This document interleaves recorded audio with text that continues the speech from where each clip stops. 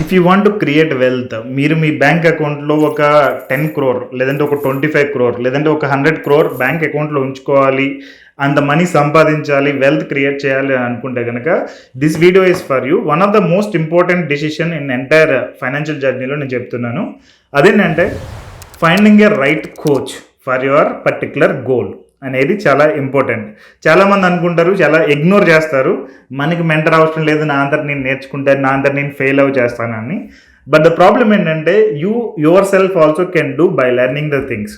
But the problem it takes longer term. జనరల్గా ఒక కోచ్తో మీరు 1 or 2 yearsలో చేయగలిగింది, without coach you can do it in 6 to 8 years, sometimes 10 years కూడా time పట్టొచ్చు. ఈ R&D ఫెయిల్యూర్ అవ్వడం, సక్సెస్ అవ్వడం, మళ్ళీ బ్యాక్ రావడం, మళ్ళీ చేయడం, ఇదంతా కూడా too difficult thing and it consumes lot of your energy and time and money. Okay, instead of that if you can hire a best coach, ఒక ఫైనాన్షియల్ కోచ్ని యాడ్ చేసుకుంటే కనుక you can create wealth in the shorter term. Okay, financial coach అంటే నేనే coach చేస్తానని నేను చెప్పట్లేదు, but how a financial coach can change your life అనేది నేను ఇప్పుడు ఒక ఎగ్జాంపుల్తో ఎక్స్ప్లెయిన్ చేస్తాను. జస్ట్ ఒక 1% డిఫరెన్స్ చేయడం మూలంగా మీ అంతటి మీరు మనీ మేనేజ్ చేసుకోవడం, లేదంటే ఒక కోచ్ తేట మనీ మేనేజ్మెంట్ చేయించడం, అంటే గైడెన్స్ తీసుకుని మీరు మనీ మేనేజ్ చేసుకోవడం మూలంగా ఒక 1% డిఫరెన్స్ ఉంటే కనుక మీకు ఎంత వెల్త్ డిఫరెన్స్ వస్తుంది అనేది నేను ఈ వీడియోలో ఎక్స్ప్లెయిన్ చేస్తాను. So based on that take your decision. మీరు ఈ మధ్యకాలంలో న్యూస్లో అది విని ఉంటూ ఉంటారు, లైక్ రిచ్ పీపుల్ ఇంకా రిచ్ అయిపోతున్నారు, పూర్ పీపుల్ ఇంకా పూర్ అయిపోతున్నారు, మిడిల్ క్లాస్ పీపుల్ స్ట్రగుల్ అవుతున్నారు అని చెప్పి. ద రీజన్ రిచ్ పీపుల్ ఎందుకు రిచ్ అవుతున్నారు అంటే వాళ్ళు వాళ్ళ గురించి ఎక్స్పర్ట్స్ పనిచేసేటట్టు పెట్టుకుంటారు, మెంటర్స్ని హైర్ చేసుకుంటారు, కోచెస్ని పెట్టుకుంటారు, అందుకని వాళ్ళు ఇంకా రిచ్ అవుతారు. మిడిల్ క్లాస్ పీపుల్ ఏంటంటే అంతా వాళ్ళంతా వాళ్ళే చేయడానికి ట్రై చేస్తారు. సో దాని మూలంగా ఫెయిల్ అవ్వడం, మళ్ళీ నేర్చుకోవడం, ఇవన్నిటి మూలంగా దే లూజ్ ఆ రిలేటెడ్ మనీ అనేది లూజ్ అవుతారు.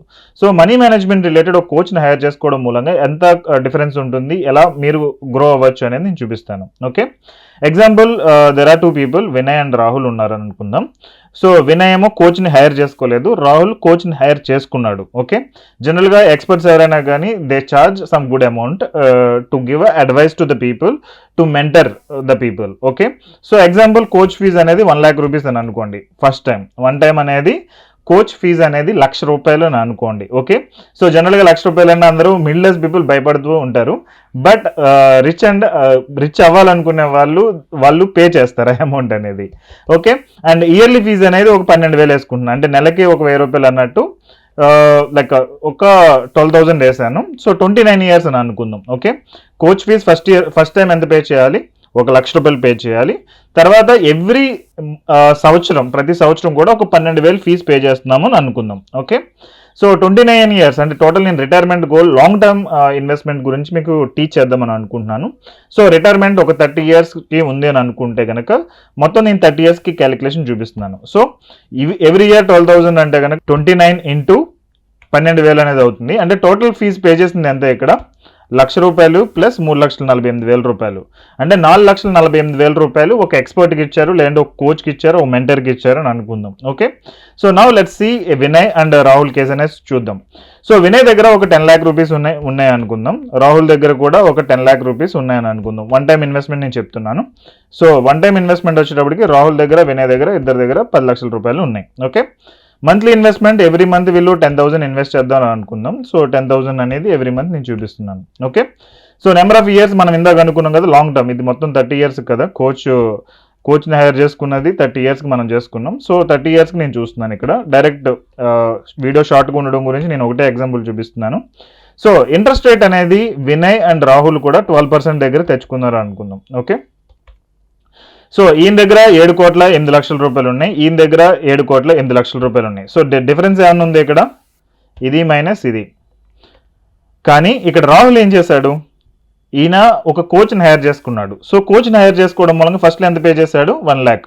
సో రాహుల్ దగ్గర 10 lakhs లేవు, జస్ట్ 9 lakhs మాత్రమే ఉన్నాయి, ఎందుకంటే ఆయన ఒక కోచ్కి ఇచ్చాడు. అండ్ మంత్లీ ఇన్వెస్ట్మెంట్ ఇక్కడ నేను 12,000 అనేది నేను డిస్ప్లే చూపించాను. సో 12,000 కాబట్టి మంత్లీ ఇన్వెస్ట్మెంట్ ఎవ్రీ మంత్ మనం చూసుకుంటే కనుక ₹1,000 వేసుకోవచ్చు. సో 9,000 ఇన్వెస్ట్ చేశాడు. ఓకే, 9 లక్షలు ఉంది, ఇక్కడ 9,000 ఇన్వెస్ట్ చేశాడు. ఎందుకంటే రాహుల్ ఒక కోచ్ని హైర్ చేసుకున్నాడు. బట్ ఒక కోచ్ని హైర్ చేసుకోవడం మూలంగా ఆయన మొత్తం పోర్ట్ఫోలియోలో ఒక 1% డిఫరెన్స్ అనేది చూపించాడు. ఇందాక ఇక్కడ 12% ఉంది కదా, ఇప్పుడు 13% నేను చూపిస్తున్నాను. ఓకే, సో రాహుల్ దగ్గర ఎంత అమౌంట్ ఉంది ఇప్పుడు ప్రజెంట్? జస్ట్ ఒక 1% డిఫరెన్స్ కోచ్ చూపించడం మూలంగా. ఆ 1% కూడా చూపించలేకపోతే ఆయన అసలు కరెక్ట్ కోచే కాదు.